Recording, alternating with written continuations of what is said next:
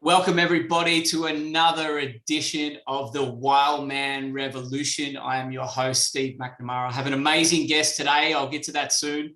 I've got some great things happening in the world at the moment.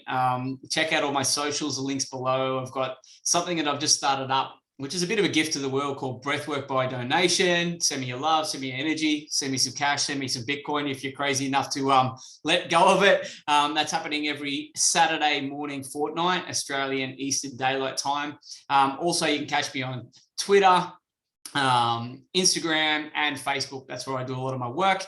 But enough of that. Let's get straight into it. I am super pumped and super excited to have this man on today. Just before we got on, we're having a bit of a chat, and it's another one of these many times that I have a chat with this man and we just go deep straight away. It's like we're both getting this understanding of like our perspectives, and I'm like, shit, this is another time I should have hit record. So what we did is we hit record. Rhyn Nasser is my guest, and I've known Rhyn for a few years. And one of the things that struck me early on is how well-traveled he is. It's what comes to mind when I think of Rhyn. And when I mean well-traveled, yes, in this 3D world, traveled the world, done many different things, practices many different arts, modalities, whatever you want to label them as, but also very well-traveled in his inner world and exploring the inner world. He's a very curious man. I think that's what drives him a lot. Has an amazing energy and is a heart on legs. Absolutely serves his communities. He's a founder of the Embodied IChing. He's a lineage holder of the dragon embodiment practices, if you want to call it that. We're going to dive into a bit more of that today. I hear the word dragon, I hear anything with dragon, I get pumped and excited. He's going to touch on maybe some ancient mythology, and he's definitely, I promise you this, he is going to share some perspectives that are not only going to have you sit down in your chair and open your mind. You're probably going to be like, what the fuck did he just say? And press pause and go back and listen to it again, because he goes deep and he shares some perspectives that I know on my journey have just opened me up to a new reality, a new world, and growth at the core of it. So without further ado, I'm going to shut up and hand over to Mr. Rhyn Nasser. Thanks for being on the program, brother. Thanks, Steve. It's a really honor to be here, man. And yeah, just take a moment of gratitude for you, bro. And I love the idea of this podcast, the Wild Man Revolution. And today, I really want to speak to how the dragon fits into the wild man's revolution, both for male bodies and female bodies, but really feeling the call to speak into the man's journey today. And of course, if the feminine emerges, completely welcome, because it's all part of the same side of the coin, opposite side of the coin. So basically, I grew up in far North Queensland in a small town, Ravenshoe, just to give a bit of context to my sort of journey. So I'm Australian. We're like First Fleet convicts and Third Fleet convicts, and it was actually a woman who came over on the boat. So some people don't realize that some women convicts emerged. So super tough times and very challenging for both sides. And I have a massive respect for the Indigenous of the land here. A big part of honoring the dragon is also a big part of it's the rainbow serpent as well.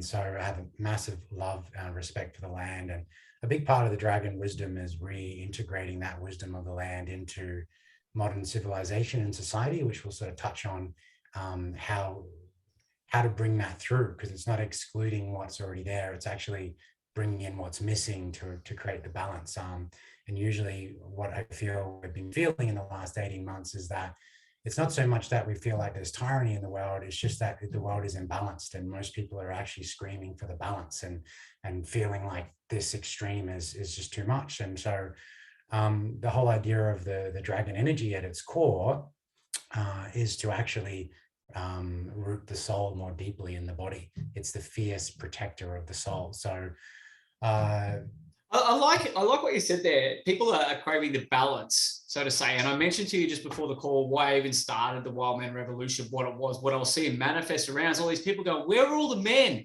Where are all the men? I wish they would stand up. And I'm like, holy shit, I know a bunch of dudes, a bunch of kings, a bunch of men who are doing great stuff in the world. And I think what you mentioned about people are craving that balance, a lot of people are looking outside, so where are all the men? But actually what they're looking for is that integrated balance on the inside. And maybe they're projecting, like, I can't see the men stepping up or anything. So again, back to the premise of this, is like, hey, I'm going to highlight to you, there's a bunch of men doing their thing in the world. So if you want to go a little bit more into that, I'd love to hear that. Yeah, I think so in Taoist cosmology, one of the frameworks that we study in the Embodied IChing is everything comes from nothing.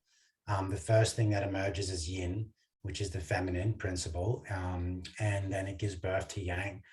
So one of the core things from the Piscean age, the last 2,000 years that we've come out of and coming into the Aquarian age, it's debatable, like, are we in it now? Some cultures and believe that we are, we have been, some it's like 100 years away. Either way, you can feel it beating at the core of your heart if you know that you're here for a new civilization, or you can feel that there's a new civilization emerging.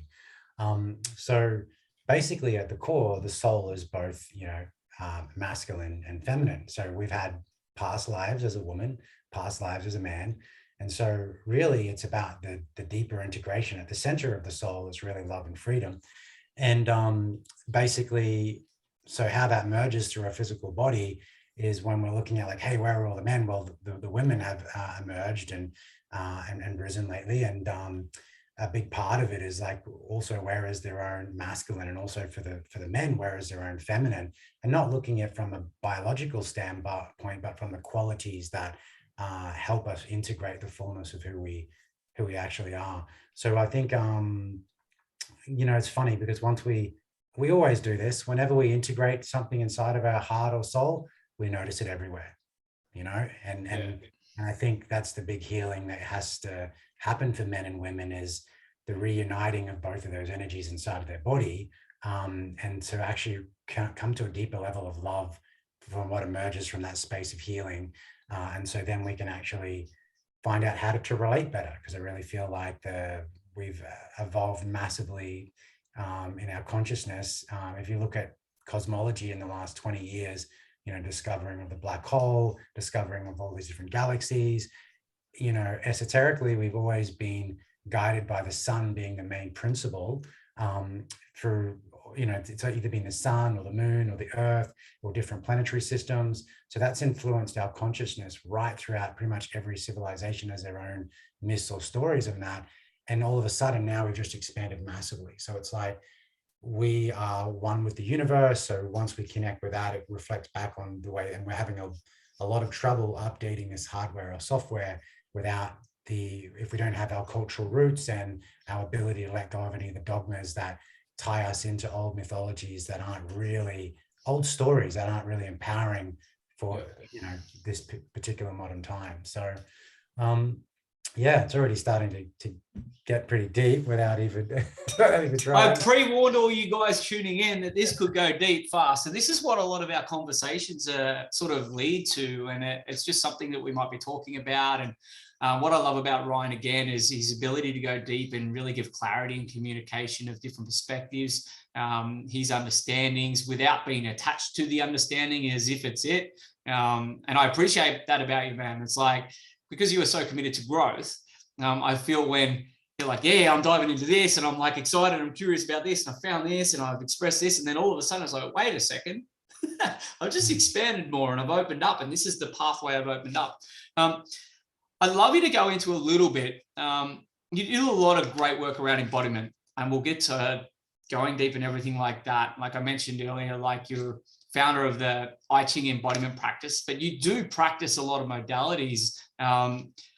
What was the thing that led you to do that? You don't have to go too far into this, but what was that spark? Because I know there's a lot of men right now who are waking up, so to say, to something inside to go, hey, you've got to follow through with this. I'm giving you a sign. Listen to me. What was the thing that sparked you on this big embodiment journey?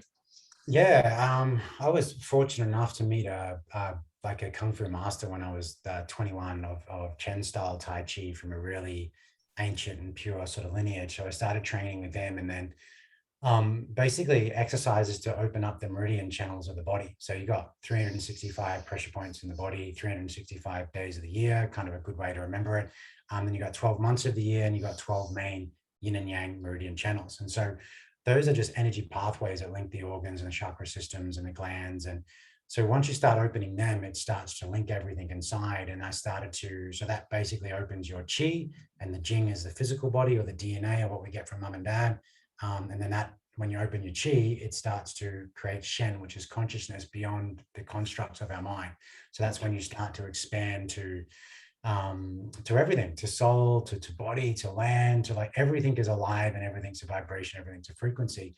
So you automatically start tapping into different shamanic or magical qualities or skills that they're outside of the traditional education system. That's, obviously that's driven for to help people. Sometimes that's a really great path for people, of course, but that path is driven particularly for for businesses to drive their big businesses to drive their business, which is totally fine, but it's good to have the balancing side of kind of like what we're chatting into today. Yeah. So that's Absolutely. how it happened for me. And then I ended up going to China and I studied with Taoist masters, Kung Fu masters. I lived with Shaolin warrior monks, studied Taoist internal alchemy on Wudang Mountain. And I lived with very high level masters from pure lineages. One of my lineages is like the emperor straight down to me, which I like, what the hell? Like I think I'm 6 removed from the emperor or something like that, or 5 removed, or should I start calling you Your Highness? No. Feel like an Aussie dude that just like yeah. What was it? What was the thing? Like I say, you're well traveled. That's when I hear that you're well traveled, you're going on this exploration journey, but at the same time, you've opened up. Not only the body, the energy systems, and all that. You've opened up to that. But what was the spark that said, "I want to help people with maybe some of this"?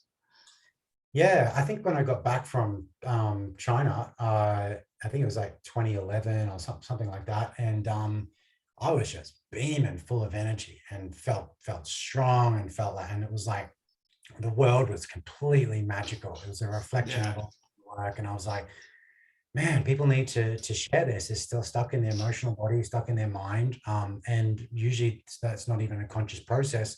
And so I was like, life is so much better when you awaken the chi and you move the body and you move the physiology, you get into a higher state, then you can recreate the stories that you've been told, whether you want to hang on to some of them or not. And then basically the strategy or path, or what we call in Taoism, the Tao or the way, will emerge what is natural for you. You don't even have to consciously conceive it. It's just raising up that vibration and having practices for that. And then I was like, why are they keeping all of this secret? Why are secret? And then I'm like, this is unfair. And so I'm a holder of different temple lineages.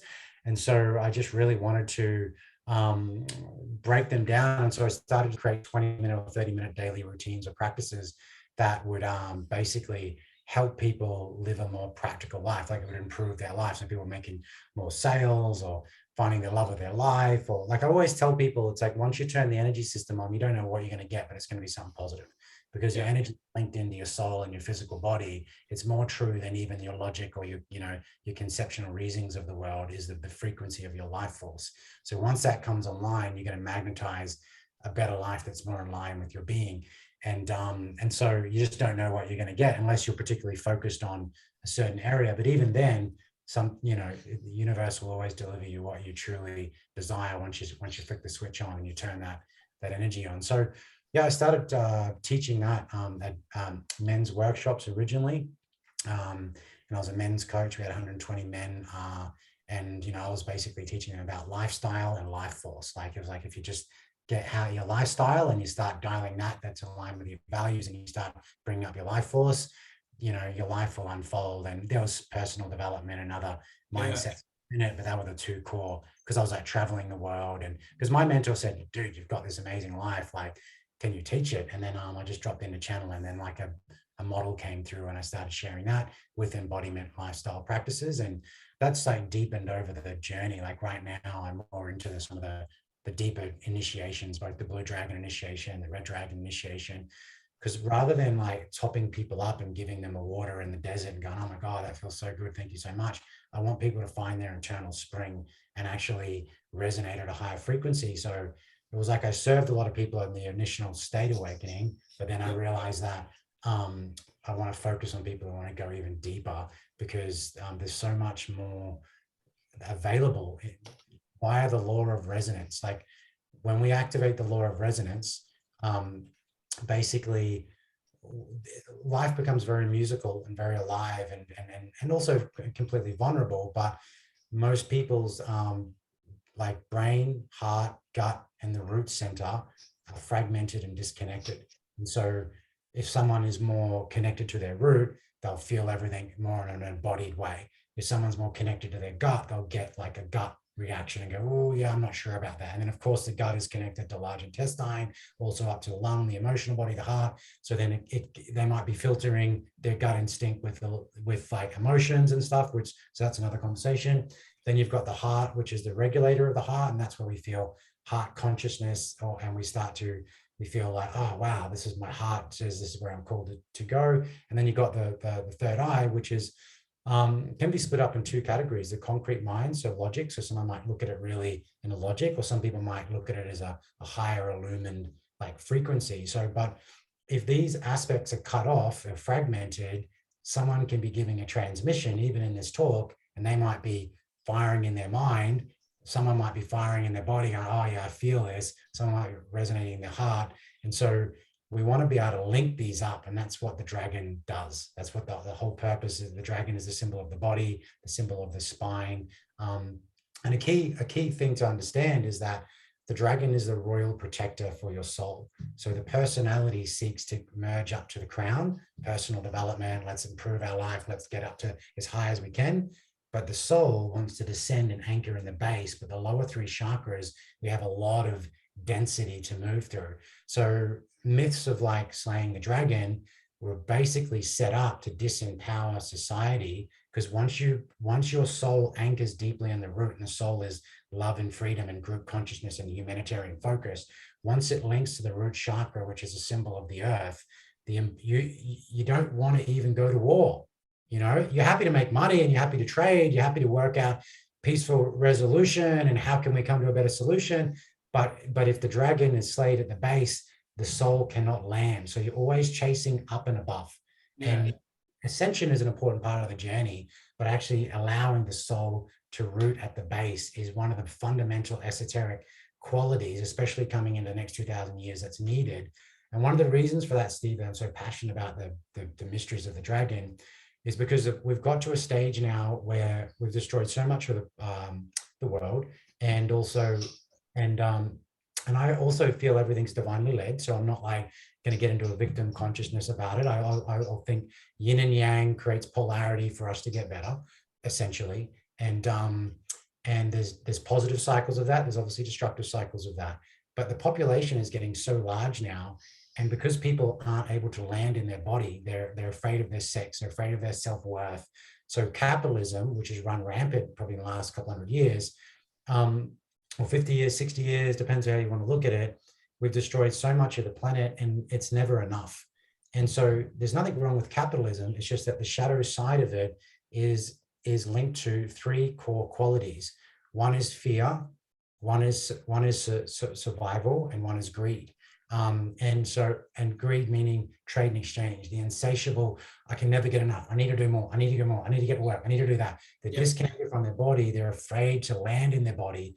So rather than going down and feeling the earth and feeling these inner worlds and feeling the vibration of our cultures and the land, and because when we die, we're all one, we go back into the earth. No one escapes that journey. And that's the indigenous wisdom of even Australia. It's like, we're all one, we all go back to the earth. So, and a big thing to understand when we're talking about integrating this different wisdom is that money comes and goes, but once you build over the land and you fuck the land, it's done, you know? So basically this is a huge conversation that people don't realize, that what we're leaving the generation is less of the land and less of the wildlife and the nature, which we are a big part of it. And we may reincarnate into a different form or emerge into a different quality or whatever it may be. But and I'm not against capitalism. What I need to make a stand for, what the dragon brings in, is the linking of love deep down into the physical body to allow the angel and the soul to fully vibrate through this flesh. And so the fear, doubt, and anxiety and worry and those different qualities that manifest from a soul that feels, the animal body in us feels terrified of the soul at a certain level, even though it loves it. So there's this great duality. And what most people do is they look out to, oh, I need to achieve more, I need to do more, because they're afraid of going down and linking into their root. So things like sexuality, working on self-worth, unraveling all the masks and the distinctions and labels of who we are, and continuing to go back to the root and rewriting the stories continuously over and over, so the stories are more updated. Because we have to realize 2,000 years ago that not all the stories are going to be accurately portrayed, because it's one tribe versus another tribe. It's just like trying to say who's better in Australia. Is this tribe better? Is that tribe? Even in the Indigenous, we all have deep wisdom to give. But if we can listen, if our soul can land and we can come to an understanding or understanding, if we want to, some people get into the language of different things, and but we can come to that place of love at the core. That's what is essential. So just to go a little bit deeper on why the mythology around slaying this sort of dragon, because it goes back into the Phoenician myths and also Babylonian myths and different stories like that.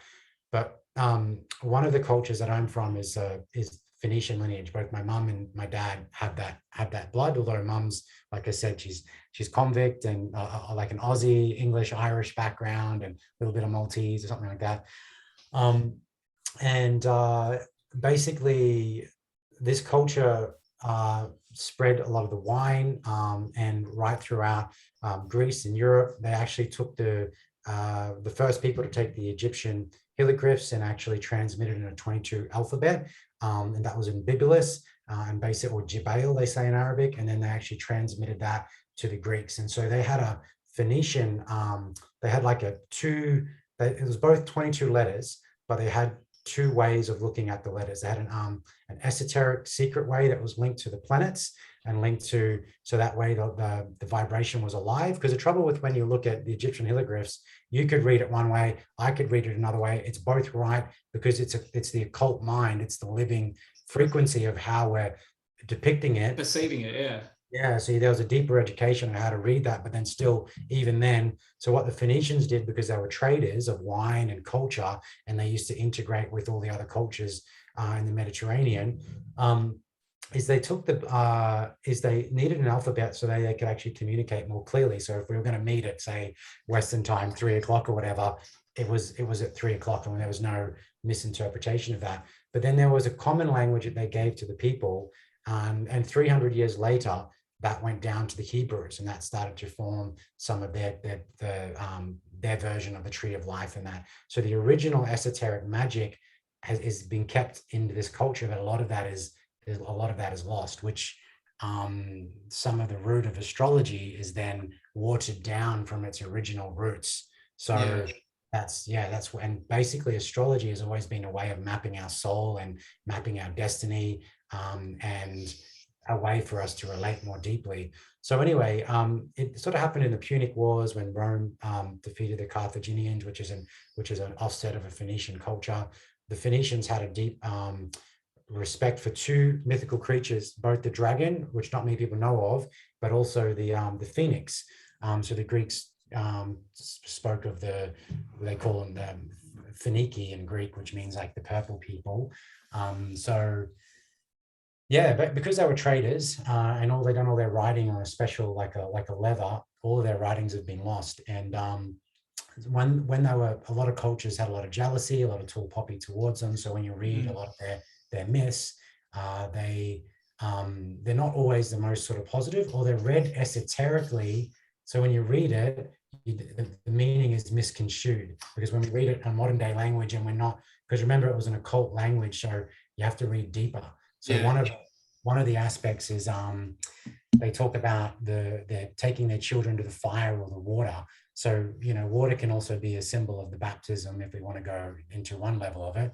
But fire is the symbol of the soul. When the soul descends on our life, it comes to light. And so when we're looking at the dragon being the royal protector of the soul, the soul needs to be initiated, and then the water is where the dragon links it to the base, and alchemically you've found home in your body. You've linked the upper worlds and the underworlds, and you've linked the fullness of who you be.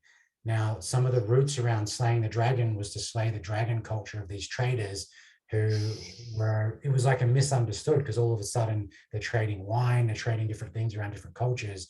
So the key thing that I want to share with people is that when you slay your own dragon, you slay your connection to your root, you slay your connection to your soul, and you'll always be looking up, and you'll never be able to look into the body and at a deeper level. And so you'll never vibrate on the land. So always your mission on the earth, if your dragon is slayed, is to destroy the earth, essentially. Not consciously. You might even have a loving philosophy of we all need to be one, but then you'll do stuff that will counter react that, because the frequency of the body wisdom, which is linked to the plant kingdoms, the animal kingdoms, the mineral kingdoms, that wisdom won't be activated because the soul consciousness will be above the body, not landed in the body. So that's the core message. Yeah. Dude. I was sitting here. I love how you just rolled that out. There's so many things that were coming through then. It was fascinating when you were talking about the fire as a soul. I just had this image of a sword coming through when a sword's been made and it's hot in the flames there, and then the water comes in to make it hard and strong and solid and grounded. I resonate with the sword. I just had that image coming through there. But the other thing that I think to mention with that, do you think a lot of that knowledge, wisdom has been lost, or do you actually feel that there's some just still hidden somewhere? There's some keepers of this. I've always got this feeling that a lot of this information, knowledge from these cultures, because there has been this, what would you say? What did you say? They wanted to bring it down, the tall poppy syndrome, or they create stories about this, about them. You see it in movies and stuff today. You see it in modern culture when they go back and they do movies about them times. They paint a certain side, either the Romans as this or the Phoenicians as this and all this. We are conditioned through the distortions now. So back to my question, do you think actually, aside, clearly there's some wisdom information out there because you're tapped into it, but do you think there is some physical representation of a lot of this somewhere still out there that might just be kept from us? Yeah, it's so alive that they can actually, okay, there's one thing, there's a lot of wisdom destroyed, lost, for sure. There's some things that we'll never know. However, when it comes to integrating the soul into the physical body, and the life that comes alive, and then the occult mind, the God mind, where we see everyone and everything as one, but we can vibrate deeply with life, the wisdom's already stored inside the vibration. So once we clear away the emotional conditions and the imbalances and the generational trauma, then basically what takes place is all the wisdom comes alive. You can go to a temple and you can remember. You can, you can basically, like when I'm in the rainforest out here, a leaf can fall and I can grab it and I know it's the medicine that I need for what I need. I don't even need to look at it. So that takes a high level of refinement, and not always am I dropped into that. But that's when you look at the rainbow serpent, or you look at the dragon, which is very much initiated, that's all the wisdom of the land. And our physical body goes back to the land. So as soon as and most people are frightened of the land because they're frightened of their true nature. Yeah. And then because as soon as they discover that, there's a deep need to find why your soul has incarnated and why you have come, which is gonna like make you feel separate from your culture, your people. So in Phoenician culture, we had temples that were dedicated to sexuality because it's in part of our nature. And so, and they used to have like rituals and different things that would take place in those, and healing temples, and men and women and wine temples and stuff like that. So as soon as we exclude this from our conversation, we are messing with our natural right to embody our divinity. And so and I may be coming across quite mighty or whatever, but I actually really want to come across. That's okay. I'll call you Mighty Rhyn. I love it. Well, actually, no, do you know what I love? This is what most men are afraid of, their true nature. Like that's what I feel and that's what I see. And it's a word that's coming through a lot for you too is this initiation. Now, I resonate with that a lot. I think it's actually something, if I just look at Australian culture, there's many cultures that have come here to form whatever this is right now. Yeah. I think this is a big upheaval in Australia now. There's a lot of people that are disconnected and all these things because we haven't really had our own, apart from the original people here, they are really grounded in that. Yeah. But us that have come here, I see that's missing. The initiation's missing a lot in our culture. If I don't even think Aussie culture, you ask someone about Aussie culture, it's like, yeah, Barbie with friends and have a few beers. I'm like, no. Like, that's what I see a lot because there's not this deeper exploration, you could say, or that wanting to connect to their true nature. Me, I go to the bush, I connect to that. I'm not afraid of that shit. People are afraid of the stories. I tell them when I come back, but that has me feel connected to the earth. That has me feel like grounded in the root. That's why I do it. But did you want to talk more to the initiation or a little bit about how what you see is happening in the world now, maybe here close to home, why this is relevant? Yeah, I like the part about Aussie culture and land because it is said that, and I know it to be deeply true. Australia is said to have the advanced mystery schools that are coming for the next civilization that's emerging on the planet. And one of the deep reasons for that is because of the Indigenous culture here on the land goes back 50 to 90,000 years, so they have a lot of stories and vibrations. In Cairns, I'll cut you off again, my podcast, I can do what I want. But I remember the first retreat we ran. It was the one before you came. I really had this calling. I wanted to honor the land, and I sought out one of the local elders, the regional elders, and we had a really good conversation. We did a ceremony, and he was telling me, he goes, see that out there? He's pointing to the Great Barrier Reef. He goes, my ancestors used to hunt there. I'm like, oh yeah, cool. Like what, for fish? You go, no, in the forest. He's like, as far as our stories go, don't worry about 40,000 years, 50,000 years. No. It's like more like 90 to 110, 120,000 years and beyond. Like, and that really felt so true. And that when he was telling me, I'm like, that makes so much sense. Yeah, I was tripping when I heard this. I'm like, yeah, that was a forest. And automatically I'm like, makes sense. But yeah, I just wanted to come in with that because I've had so many conversations, even when I was in the Pilbara in WA with the original people here, the Indigenous. It's just so fascinating that they do have this really deep-rooted culture, knowing of the land, how they are integrated with it. So again, when you bring in too Australia, what it actually is going forward, what it can be. I love that you brought that in too. I just had to share that stuff. Fascinates me. Yeah. Thank you for dropping it in. Yeah, I'm super passionate about that, and also the healing of the country, because this is our country here and that's our country out there. This is Indigenous wisdom. So when this country is healed and we look after this country, of course we're going to look out for the country out there. So there's basically one of the biggest problems that we've got today, being disconnected from our own alchemical power of the dragon anchoring at the base through the fire initiation of the soul and the water of the body, cooling that down and being in our body, is we have to rely on what we call in Chinese Weidan, which is outer medicine, which is sometimes pharmaceutical, sometimes whatever. So as soon as we start doing that and we numb off our ability to really feel who we are at a soul level and at a body level, we start messing. We don't even get to experience the alchemically of what does fire and water do? What does the body and the soul do when they emerge together? Because most people checking out, they're not in their body, they're checking out, so they feel like they need power outside of themselves. When I'm telling you again, when you slay the dragon, you slay the root connection to your soul. And then all of a sudden you can be dogmatically influenced, not even maybe on purpose, just because you're leaving your power outside of yourself. So you're looking for something outside of yourself rather than going in and being able to link in. There's a lot of that going on right now. And there's a lot of, let's call them powers that think they're got power over us, that know this, and that they know that they can leave humanity outside of themselves. There's a lot happening right now, but I think what is happening too at the same time is a lot of people are pausing for a moment and they're like, wait a sec, something needs to shift here. And they're realizing that they are going to that outer medicine, if you want to call it that, something that does disconnect. And a lot of people are going, wait a sec.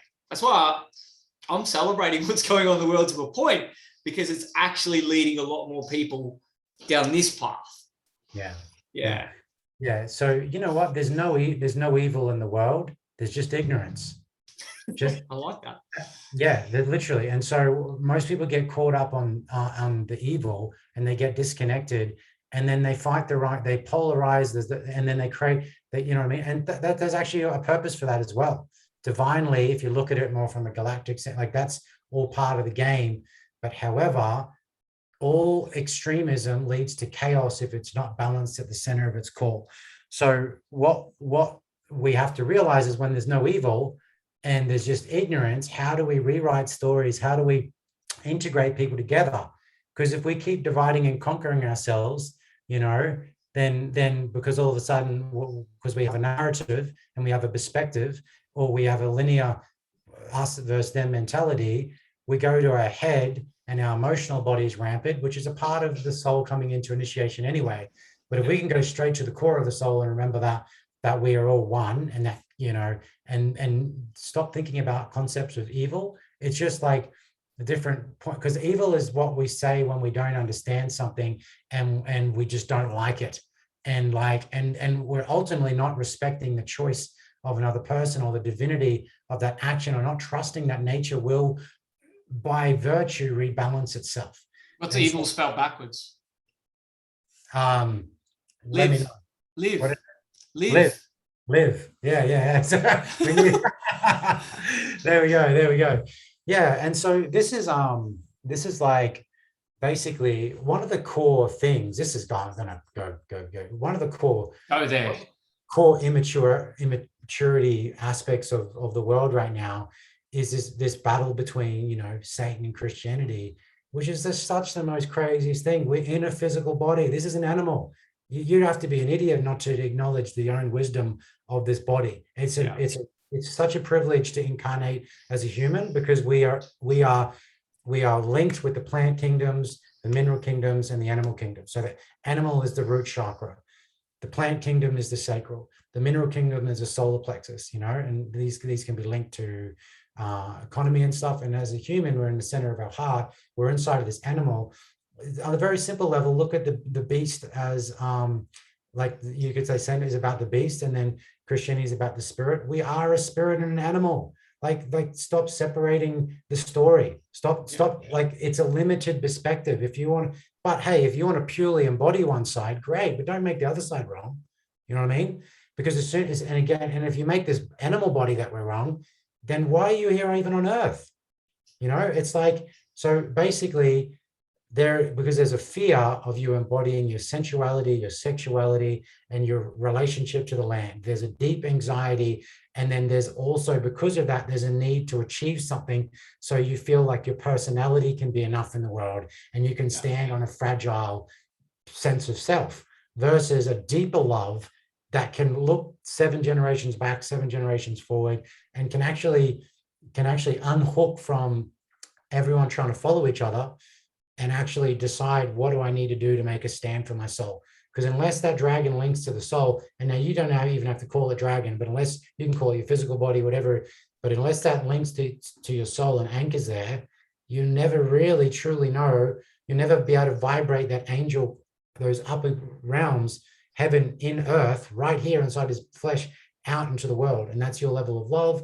And I'm not talking about changing people's perspectives. I'm talking about being the example that you wish to see, not having to even go online and talk about it, showing up and representing what that actually looks like, which is, of course, we have to tell stories, and we have to do those things as well. But when you're in a center, you cannot be polarized. In Chinese culture, when we look at Taiji, which I've studied 6 or 7 systems of that, and I'm got a very high lineage transmission of one of them. It's all about keeping your center. And when you're in your center, you're in your power. If you're off your center, you know, then you're not in your power. So if your soul hasn't landed and merged, then your center, you could still be in a center based on the level of development that you're at. But I'm talking about land the soul in the body. I'm talking about an integral perspective. It's not about being right or wrong. It's what Ken Wilber would say, what's missing in the conversation that you need to bring. And, and so and if you can't understand the reason why I'm passionate about telling some of the oral transmissions of Phoenician culture and what I've told is because a lot of the other cultures around it, because they were the first people to put pen and paper, and which is what's influenced English today, because then it transmitted to the Greeks, then it transmitted to the Romans, and to Latin, and to English. But those who, the Roman dominated, good on them, that's cool. But then a lot of the stories, because if you look at even the god like Baal became Jupiter, Jupiter became, Baal became Zeus, Zeus became Jupiter. Like a lot of those stories go back to, and so when you look at the deep roots of it, there's a lot of idiocracy with people have got their myths in that intertwined, and you just want to find the love and the sacredness for them. So yeah, we have two particular gods in our culture, like Baal. And so there's all sorts of weird myths if you go online as well with that. And there's different versions of how it was worshipped. But he's the god of fertility. And so basically it's the seed inside of man, but the lightning of the sky that comes to protect and bring the rains to make a fertile soil for the tribe and everyone to have abundance. So it's like, and he's linked to Jupiter, which is wealth. So, but it's not linked to Jupiter as in just up there, forget about the land. He's the god of fertility in the seed. And then there's also Astrotype, which is she's represented by Venus. And so it's the feminine embodiment of inside of male and female body, because both of those are really, really key to have.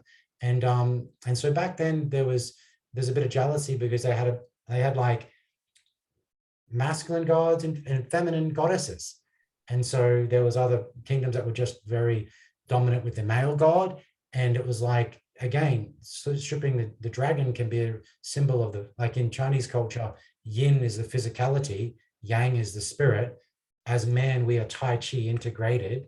So like when you try to wipe out the physical body, you're wiping out the feminine principle. So some of these religions were like, didn't like women being in their empowerment, didn't like women being assertive on their freedom. You can look at this as in Jezebel, when she married the Phoenician queen, married the neighbors, one of the kings from their culture, and he really loved and adored her. But then the people that were the scholars of, because it was a masculine driven religion, ended up having her betrayed and killed and pushed out of a window, basically.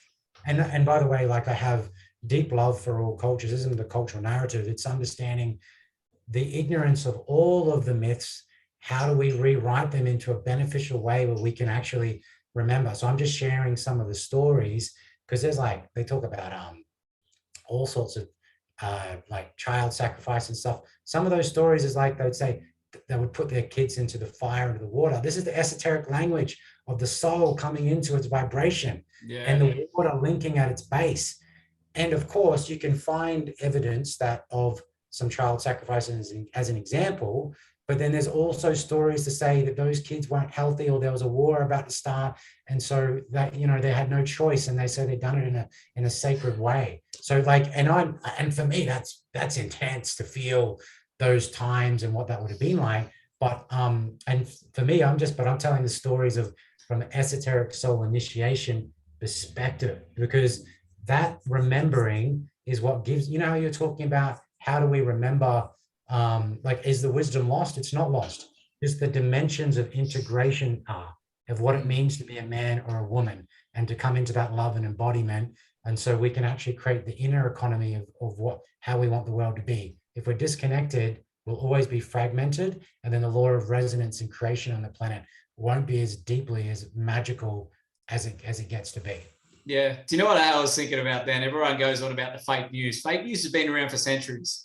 It's almost like they've taken all the stories and they just put their spin on it for an agenda, whether it's intentional or not. A lot of it has been intentional. And that's why I see this current time with what you could call information overload, because it is. And people's nervous system can't have it. It's so confusing that I feel like this is it's all bubbling to the surface now. All these different narratives, agendas, stories, distortions, truths, whatever you want to call it, are all now coming to the surface. And everyone, so many people are disconnected. They're getting this opportunity to go, okay, cool. I don't need to look at that anymore. I get to go in here now. I really need to come in. And that's where I really, truly believe then the wisdom, they start to connect with that inner knowing, or that inner standing and everything like that. it's fascinating how all this is manifest right now. I'm so grateful to be alive right now. Like, I think us to be carnate or whatever right now in this current day age for what is unfolding now, I just feel super privileged. It might be a bit chaotic for a lot of people, but I've got this because I feel like, because the work I do is to be in my center. And it is this growth journey of, like, if I do get distracted or drawn out into or whatever, it's about, okay, cool, how can I, like, all right, cool, that's there, I'm gonna get curious about that word, how do I come back there? And that's, again, and I feel like you mentioned about, and go back a little bit to the Australia, like this part of the world, if you want to call it, being like, it's been said, or that this may be for the earth going forward, the center of where all the mystery schools are going to be unfolding or growing from this place out, for whatever you want to call it. Like, that doesn't surprise me. It doesn't surprise me, because where are they pushing the hardest at the moment to do their thing? All these different stories that are being pushed at the moment. Yeah, the mystery schools are already emerging. And, you know, what's interesting about the yin and yang dynamics is the more that they push, the more that the good happens. So in many ways you can be like, thanks. And also, that's how I feel, man. Like, yeah, part of me feels maybe a bit of grief or a bit of sadness, a bit of anger, frustration. But when I really sit with it, I'm like, all right, there's a bit of an acceleration process going on with this. Okay. oh, absolutely. And like, I definitely not numb to those feelings and have processed so much of it. And I've just come to sit with, like, basically, I tell people this, you know, I'm very passionate about integral theory, and including the natural medicines of the world, and understanding the root of how power can go into a shadow, and then having compassion for it, but then trying to rewrite it. And if we were in a world now where it was all just natural medicine, and everyone was, and we had they had like a powerful company that was it's all going to be natural medicine, everyone needs to return to organic foods and all of that. Like, so first of all, that sounds exciting, and I absolutely love that. But if they were dominating and not allowing, when people had broken bones, to go to hospital and to get the treat, I would be like harping on the other side. It's like, guys, because it's not about one side is right. It's about the balance point and what's missing. And you know, and also what creates balance is extremity, you know, but it leads to chaos if it's not balanced over a period of time. So it's natural to have it. It's good to have it, and it's a part of it. And we all have our own play of where we fit on that humanitarian spectrum in terms of what role we're playing. And basically, it takes a lot to have love and faith that all of us are playing out our destiny here on humanity. But it's just being more called into remembering why we're here, so we can play that role to whatever it's meant to be. And if too many people are asleep or not awake, or don't have the technology to integrate, then we're going to have a natural imbalance, and we want to bring the natural balance back into play. So yeah, you know, because you look at the word supernatural, it's just taking what's natural and making it super. So that's kind of like what it's all about for me. And then we can progress to other planets and do whatever we have the capacity to do, is as long as we really don't forget that we're on this earth, and that, like, you know, and to really forget that we're in a physical body. And so that part is included in the conversation is what I fiercely stand for that. And also, I love everyone. I'm not going to isolate myself from the rest of humanity because I have like a dogma or a view, but it doesn't mean that I'm going to, like, you know, be spineless. You just got to choose your battles, if you will, or choose where you stand for love. And another piece of the dragon wisdom as well is that back in the old days, you would go and stand on the battlefield and have honor and fight for what you believed in. And in this day, it's remembering why you've come here as love and fighting for that. Like, do you know what I've got just sitting with now? This is why my catchline for Wildman Revolution is, we have respect. Doesn't mean we agree. Yeah. It's just many different ways to do that. We can go into battle, which fight for what we believe, but we just don't agree with that. It doesn't mean we have to, but we're fighting for what we believe. We still have respect for the opponent or the other side for what they believe. And that's why I love, and I don't know if this is going on a tangent. You see so many cultures, the warriors, let's say, that they have respect. If there's going to be someone's captured, say, and it's a general or something else, or a warrior of the other army, they have respect for them. They let them do their traditional practices, whether it is to die or pass over or whatever it is. But they still have that in the most intensest, fiercest part of their battle. In their wars, there's so much hate, but they still have respect. That fascinates me. It just fascinates me, but you see it everywhere. And I think a lot of people these days, and I think on my growing journey with what's unfolded in the world, with all the agendas sort of coming to a head and all these different things happening and so much chaos and so much hate coming to the surface, us versus them, division, separation, discrimination, whatever you want to call it. It's been fascinating when I just sat with it and I was okay to go, hey, some people want to go that path.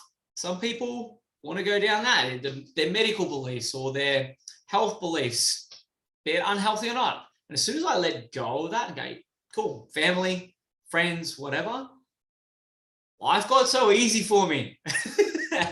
It was easy to focus on coming back to me. It was easy to do whatever the work I was doing for me, my family, my clients. It was almost like this whole, what would you say? It was almost like this whole weight that I thought I had to carry around because I needed to have this, like, all right, I believe this because I believe this so strong that you are so against me. As soon as I let go of that, as no against, again, and that's what I want a lot of people that are listening to this to understand is like, the work doesn't come from winning any battle right now. It doesn't come from defeating anybody or anything. When you talk about evil before, I don't see that now. Now, of course, if the fight comes to me, I'm fucking ready. Yeah. A cool saying I live by, like a good king never goes looking for his battles, but he's always prepared. Yeah. That all these things come to mind when, I just see so many people get lost right now where they can just pause for a moment and go, hey, okay, that's going on. Cool. Do I want to be in that, or do I want to be here and get this sorted? Whatever that means. Do I want to explore this? When you explore this, generally you don't go back to what's out there, or you just see it totally different. So, yeah, do you know what I'm curious about? We've had some big changes recently, and I want to bring it back to the dragon. Like, you got an amazing queen in your life now. I want to know how that is relevant to what you're sharing today, and just where you're at right now, like with how you're feeling and how you're, Yeah. So, surprise. Yeah, no, great. I love it. I'm like blushing, and I think it's beautiful. Yeah. So to really respect the feminine in ourselves and respect the feminine in others, the dragon is the spine, the physical body. It's very much represented by that. And so for a man to rewild themselves or reconnect to themselves, to reconnect to their chemicals, that sometimes it can be wrong to have a cock. That's almost like what is out there, right? And that goes back to a lot of different myths and stories. Yeah. But when we really honor this physical body, and we explore our sexuality and we're open with who we truly be, then we actually rewild, we reconnect to our rooting system. And we actually, the deeper your roots are, the more the tree can reach to the heavens, the more love that you can find, and the more peace I can have in a relationship, because I'm not a man in my mind that's disconnected from my body or my sex or my heart. And so I'm not a man who has it's because I have so much compassion for men, because we a lot of our initiation and our culture has been stripped for us. At least the feminine, they still have the beauty of their menstrual cycle, but even I feel for them too, because some of the stories around that have been misconstrued or whatever, because people are afraid of the body. And yeah, the greatest wealth we have is our health. And so, and if you love the body, it just, that is, everything comes into balance, not in the mind, actually in the body. So then, because the body is the mind, if you look at every ancient sort of text. So Yeah. I just think, how is a dragon, and how's it related to my queen? I just feel it's brought a beautiful, loving appreciation for more of the feminine mysteries that, and more space for that allows, just love to flow via the soul, and to actually experience soul love, not my personality versus her personality. Yeah, we've all got our layers of stuff we work through, especially in relationship. Oh yeah. Yeah, but the dragon allows a vibration of our being and our soul to emerge. And so that is what it is. And I'm not even attached to I have a love and reverence for every dragon I've met in the inner world. And my advice to anyone who's exploring it is, it's like, don't slay your dragons, become friends with them. And maybe they're not your dragon, but I found my dragons to be completely benevolent. They've been around for eons. They're super still. They have a wisdom that's beyond even our physical incarnation, and they allow us to like shift and shape into different versions of ourselves and not get stuck in the head, and to vibrate and to travel and to explore. And I just find that there's so much more to offer in the respect of the feminine and in love, because of the man returning to their body and their nature, and not having to use mind over matter, but to allow the spirit to vibrate into the body. And I really think that it's Australian culture, because when we came here with Christianity mainly, and the land had its beautiful land mysteries, what we've got here is, if you look at Australian, they're spirited. Even the word Larrikan, which is interesting, before this pandemic, whichever way you want to paint it, doesn't really matter. Yeah. They started to make a media campaign and attack 6 months to 18 months on the Larrikan in Australia. The Larrikan is dead. And if you look at the Larrikan, what it was the convicts sticking up against the power that was trying to have, and they were just lying. They were being Larrikans, and they were being spirited and not buying into it, because they know when they buy into it, whether they're against it or for it, they're in it. And so it was interesting that they made that attack on the spirit of Australia, this Larrikan. So this is why we have a lot of the wisdom to share, the spirit and the body of the land, this ancient land that hasn't emerged much, because you've got the African culture, which they linked in with the Phoenicians, and then there's the Spanish that would have all linked in around there. And that's all crossed across through, China down into India. But the indigenous wisdom here, there's a lot of medicine and there's a lot of healing. It takes a lot to acknowledge that the times were not fair for both sides back then, but to really honor the indigenous wisdom and medicine, and come back into integration with that law. Like, if we don't have that natural law in our life, why are we even on the planet? Exactly. Yeah. This body. Yeah. So I love what you mentioned about, and the world stuff's relative, I think, for a lot now. There's a lot more people waking up to like their true power and all that. But at the same time, you mentioned the word asleep. A lot of people go on the other path, but the spirit of Australians, the spirit in Australia, how there was this attack on it, this campaign. I feel it started a lot before that. The metrosexual, like the old rough tumble Aussie man, he's no more, and all this. This stuff is how they bring it in over time. And it doesn't surprise me, the timing of that, because I like seeing parts of what happened in Melbourne, with a lot of just hard-working men who just want to be left alone. Who they are? They're Larrikans. They're loud. They love having a beer, hanging out with their mates. They got poked with something that was really important for them, like just being here to have that fun, happy-go-lucky life.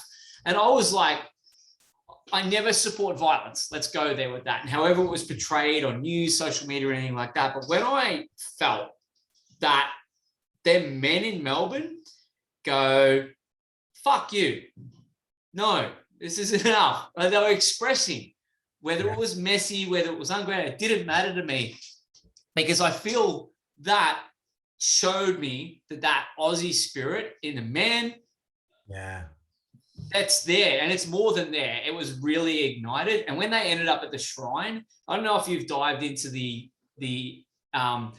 geometric designs of Melbourne and all that sort of stuff, and where the shrine is and how it's been structured. But when they ended up there, I believe unconsciously, I was just like, fuck yeah, like that deep spirit. They've connected to something in the land, like the MCG where it's built. A mate of mine, Grant Eagles, goes into this. Like, I'll hopefully have him on the podcast. I'm setting it out there. Goes into this. So when I felt that and saw that, I was like, fuck yes. Like we are alive here. Yeah. What I mentioned earlier, where are all the men? I know a lot of women are like, yeah, where are all the men? On a surface level, they're probably saying, yeah, the men are getting all rah-rah and they're fighting for their rights. But I think unconsciously the women too, maybe what they were feeling is like, okay, there's this, I can breathe, there's this integration happening, might be coming out in the way they're going, yes, the alpha male or whatever they were saying. But I feel that feeling, what I felt, that was like it was almost like a tipping point, let's say, in a good way. It was almost a confirmation for me. It's like, yes, this is accelerating. Yes, this is happening, so to say. We are evolving. Still think it's going to get messier before it gets, what would you say, more grounded? But that was a big sign for me. Did you tune into any of that, or did you feel anything around that sort of stuff unfolding? No, and the reason I didn't, and I love you to share, and I love your story, and I just feel for the men, the innocence of and again, I don't stand for violence, but you know, basically a lot of the initiations have been taken away from us, and that's where we express our emotions and we let them. But it's a massive healing, and I look at civilization coming the end of this 2,000-year cycle, coming to the next one, right? If you look at the yin yang symbol, 6, 7, 8, 9 is, so young yin is 6, which is the birthing of the younger, most, everything comes from nothing. Then yin emerges, the feminine. Then it goes through this cycle. When it gets to 9, that's the old yang. So a lot of civilization is this old structures. And so basically, because we're afraid of fear, we're afraid of death, we try to control what is, rather than looking at it like, oh shit, these structures are dying. And so I feel also the rising of the people taking the land or coming up making a stand. That's just the new kundalini that's emerging out, the new culture, the new civilization, the new stand, the new transmission of what needs to come alive and awake. And so the suppression is a divine part of the unfolding of the equal and opposite, because it doesn't matter how powerful anyone thinks that they are, they can never control nature. The balance of it is always going to emerge, and we are nature. So the best thing you can do is get connected to your nature, because then you're going to have a more benevolent time working with it, and then you can actually have longevity and innovation and stability that isn't destructive, because it's going to erupt no matter, you know what I mean? So, but if you go with nature, if you flow with nature, then we become one with everything. And so that is a better way to do it. So that's the way I look at it, is that what's emerging is a new culture. Yin is giving emerge, and that will give birth to yang yang, which is a healthy new culture. But this old stuff has to die away. But we have to also understand what is good in that maybe is a part of this. So we need integrated people to look at it not from for or against, but hey, what's I think there's a lot of that happening right now. It's like systems are collapsing, structures are collapsing. Like, gone is all the hierarchy. Gone, it's gone. Get it out. But there's elements of all that we can take bits and pieces, the good bits, and then go, okay, how does this work in this foundation that we've got going? But I see it a lot. A lot of people are wanting to even escape their moral systems. Like, all right, that's it. I'm just moving out to the land and living off the land. There's no integration. There's no middle land. I'm not going to stop anyone from doing that, by the way, but I feel you're going to get your own initiation if you're going from in there to out there. I feel like taking that, even you mentioned capitalism earlier. I believe capitalism, without going too far into that, in a more integrated with whatever we develop, evolve into this new foundation going forward, I believe capitalism has a place, just in a different form. I really do. Yeah, for sure. There's no doubt about it, because even it's the same with man, this was just like Slay the Dragons, Phoenicians embodied that. They were traders. They traded all over. They brought the wine from, I think it was Georgia, Russia, or some sort of place like that. And they basically got very good at developing, and they spread that right throughout to Spain, to Greece, to everywhere. And it's like they had a lot of heat because they were developing stuff and becoming prosperous. It's Yep. one of the reasons why they had the tall poppy or the jealousy towards it. The same way that we are triggered by the capitalism today, but now we're in a place that the population and the destruction on the planet is becoming too horrendous. And it's not even that it's horrendous, because destruction is going to happen anyway, no matter what. Like, capitalism is not pure evil. It just, think of it as a pendulum. And the more complex it is, the less we understand it, but the more we can all get grounded, including them, to our root, the more we can actually be the change that we wish to see. On my home in Lebanon, until about 6 years ago, we had a 250-year-old wine vineyard that grew straight out of our backyard up into a stone house that provided grapes all throughout summer. And so something that lasts 250 years, that's probably older than Australia. So in terms of what's modern Australia. But if we get reconnected to nature and growing and integrating that in with modern civilization, so we're educated to have our own gardens or community gardens, or we start bringing these conversations in and understand the importance of being on the land and understanding that, then we actually have a far better version of capitalism, a far more integrated version of capitalism, far more healthier version. Because for a big part, as you know, Steve, I was working with very high performing entrepreneurs, because I believe that if I can impact them with the embodiment and the life force practices, help them feel grounded into their soul, then they impact civilization. And that was my mathematical way of doing it.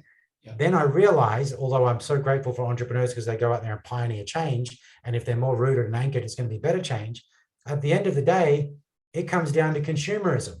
Because if we all go, we want organic food, we want to help, and so that's got to come from people being on the land, being anchored and rooted, and bring that, and the land could also be the city, whatever it is, remembering their origins in their body, bringing that forward to the conversation. It's the consumer that demands the change at the end of the day. So no matter what we think of what's happening on the world right now, we are all one and we're all a part of it. So there's just different yin yang dynamics going on and always changing. And so there's room for it all, but there's just room for allowing this change to be more fertile. And so that the seeds of change that we do plant are actually not from a fragmented version, but from a version that we can actually grow and see the change we wish to see. And that's actually happening in abundance, as you know, in many different ways. Yeah, absolutely. Yeah, the consumerism. And I think there's like, we're the consumers, we buy shit. Or we shit that we value. And I've seen a huge shift in that around where I live in the Northern Rivers in New South Wales, Australia. There's a lot of people are coming together in community, and we're going organic. We're going like, oh, what have you got to offer? We love like capitalism in the form where we're like, well, we see that as value. We want some of that. We just don't want to go to that store that's part of that system that we used to get at. We want to be able to just help out, and that's how we go going forward. And it's really fascinating going about that too. It feels really grounded. It feels really light. It does. And I think that's a big part of it going forward. Imagine a civilization where the children don't know where they get their food from. You know, and because we're too caught up in making a buck or not feeling like we're enough, or a civilization not supporting that, you know, the integration of like, okay, thank you for giving us education and the Industrial Revolution, the positive side of it, of forming an education system. I think that was done originally in a benevolent way. However, there's almost a rewilding and a reintegration of what is needed now to be included in those schooling systems. So basically, when we come out, we know how to grow our food if we need to. I'm not saying you have to, but you know how to. You know exactly. You know how to do ritual kill of animals, and now this will trigger some people that are vegetarian and vegans. But I've been in sacred rituals where an animal is taken, and we shamanically journey with the meat of the animal down, and we take in the medicine of it, and we're a part of the kill. And then I've seen vegans start eating meat again. I've seen meat eaters go vegetarian and vegan. My truth is, people already know, they're already magnificent and intelligent inside of their nature. Like, allow their consciousness and their nature to emerge. And I believe that's how we'll balance the world in a much more harmonious way. Balance is in some ways is a limitation. It's like, oh, balance, taking this and that. But I'm talking about a greater integrated. Yeah. And I love that too. Like, without going too deep in it, like I hunt, I fish. Now I don't do it to all the time, but I am prepared if I need to. I know the skills and I'm passing them on to River, who's 3 now. I take him out in the bush. Like, a lot of parents out there would probably freak out if they see where I've taken River and just let him go barefoot in the bush. But I do that to be able to teach him these things. We've got little nanny share group where we've got a group of kids together. What are they doing? They're growing fruit. They're growing vegetables. These kids are 3. They're just learning. That doesn't mean they have to go out and keep doing this, that, but they're picking up these little skills that they know. My dad, I think he was unconscious of this. One of the first things he taught me how to do was fish, hunt, make a fire. Awesome. Yeah, that sort of stuff to me, that it might seem simple for a lot of people, or that's the most important thing for me with my son. Is like these little skills. Some people might call them survival skills and stuff, but no, people who know me well, I have massive respect for animals. I'm not just going to go hunt something to kill it. I have huge respect. I'll sit with the animals out in nature, and I'll sit with them and I'll communicate with them. So I love what you share around the shamanic journey, around the beast or the kill or the meat, where you take it in and I love that. Like, if I've hunted consciously journey with it into the body, and go into the underworld of what that means and take on the medicine of it. And it just, like, like, I try to be as conscious with the food component as possible. I'm definitely could be way better, but like compared to most. Better compared to what? Yeah. I'll be top shelf. I love this. What I want to close out. I want to close out because this has been like really, really deep, and I'm sure everyone listening is like, I said at the start, pausing, going back, and like, what did he just say? What did he just share? I think you've sparked or activated a lot of different neuro pathways in the brain. A lot of people listening, but what I would like to go into now to sort of start to close out is like, you are helping a lot of people and you've helped a lot of people. I love that about anyone who, and not everyone on the planet has to go out of their way to help people in a way of service, be it business, be it your practices, your modalities, be it healing, whatever it is. Not everyone has to do that, but I have this respect for people who do it, because not only have we touched on our own journey and coming back to our center, when we have this willingness to go, okay, I'm actually going to be in the energy or have a container to be able to support other people on their journey. I'm doing my best to frame this without talking for a half an hour. Going forward, for people tuning in, or for even a message for humanity, for what you bring to the world, that's probably what it is. Where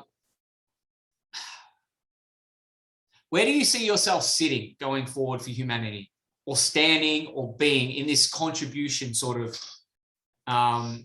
intent? Yeah, it's all about the inner work, which sounds so like what probably every spiritual person would say on a podcast, but I'll go into that. What do I mean by that? I don't have spiritual people on my podcast. This is fucking wild, man. Yeah, that's right. I'm spirited, incarnated into beast with a loving soul. Oh, dude, if everyone's got through the first podcast with Aaron Border, you'll know what I just said out loud is bullshit. I know where you're coming from. Yeah, I know where you're coming from. I get you, bro. I get you. Yeah, it's about rewilding and making the economy of what I want to see in the world right inside of my own body first. Before, there's a Taoist saying, like, before you tell another person to clean their house, make sure your house is clean first.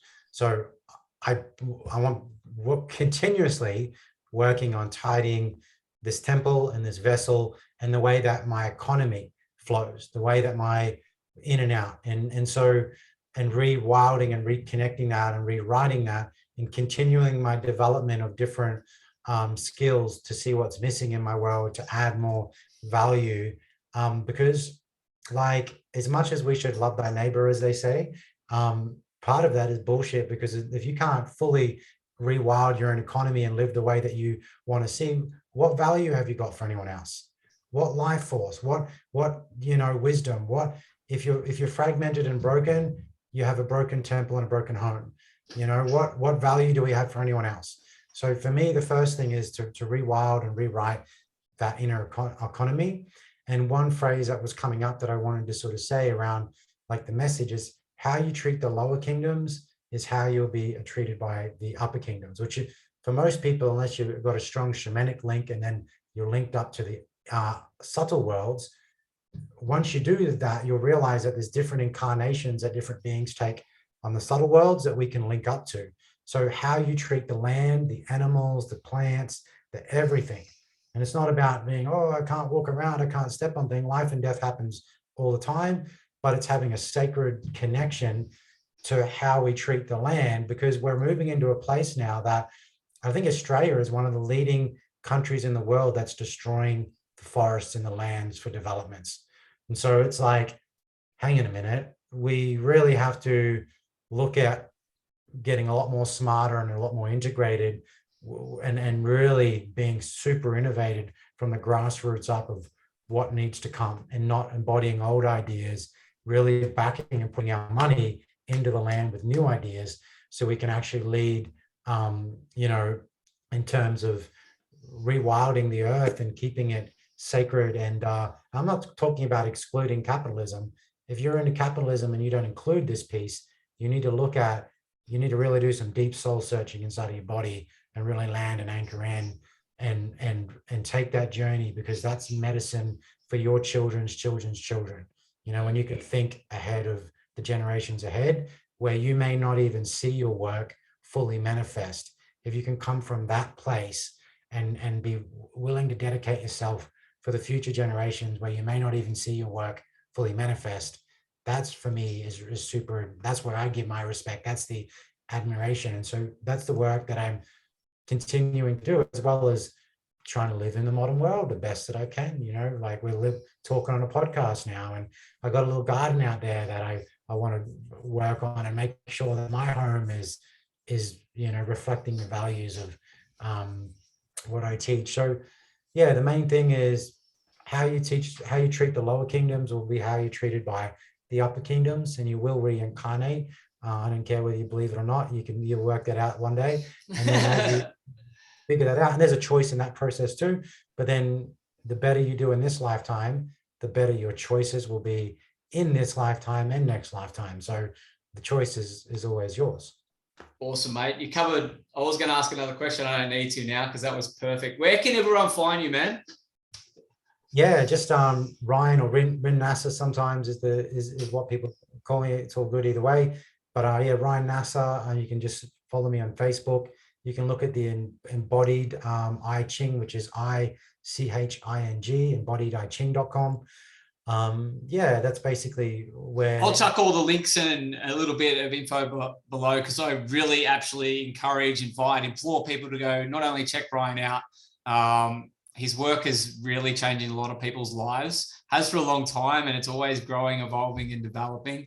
And you can probably tell by today's podcast where we've scratched the surface but gone really, really deep each increment along the way. I really appreciate not only your time, your energy, but your wisdom you bring and your perspective, Rhyn. Seriously, today has been fantastic. I would love to have you back on again.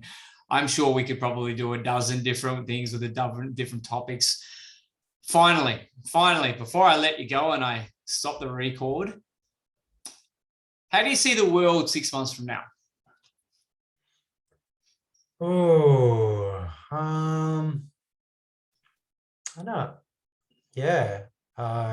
You know, to be honest, I think it's too small of a time to really know. But the question where I would reflect back is, what are the seeds that people are willing to plant? Because, you know, the best time to plant a tree was 20 years ago. The next best time is now. What will it take in the next 6 months for the audience, and the next year, next 10 years, but to next 6 months particularly, and year, and devote your heart to it. Make your life fertile for the seeds that you plant now. A crisis is opportunity. The character is the same in Chinese. Turn your wounds into love. If there's something that's even said on this podcast that's brought up some wounds, penetrate it with deep love and vibrate your truth into the world from a place of love. That's the medicine. No one is right or wrong. We're always evolving and changing. As Rumi says, beyond the field of right and wrong, there's a place I'd like to meet you there. I truly love it. And then when your soul rests on the earth, a lot of the polarity and the meaningless conversations go away. So just lay on the earth and listen to what is emerging, and just pay attention to the seeds in the land, the fertility. And you don't have to try to change the world. If you change your home, I guarantee that you will change the world, because you will leave your kids, your family, your friends with a demonstration of what's possible. And if there's a healer at every home, that's the message of the Embodied IChing, that changes the world. And so it's simple. It's just, so forget about all the lights and the mirrors and the chaos. There's always going to be something going on. Come back into the center of your being, make your land fertile, plant your roots down. The deeper your roots are, the more that tower that you build will pierce the heavens, the more the tree will reach out to the heavens, and that creates shade for the generations ahead. That creates food for the generations ahead. That's a final, message from my heart to the. That's the best, man. That's why I asked that question. What an amazing way to end this, brother. Thank you so much. I am so grateful. I have massive respect for you, brother. And guys tuning in, this has been another edition of the Wild Man Revolution podcast. And it has been a very, very profound experience. See you later, brother. Thanks, brother. Much love.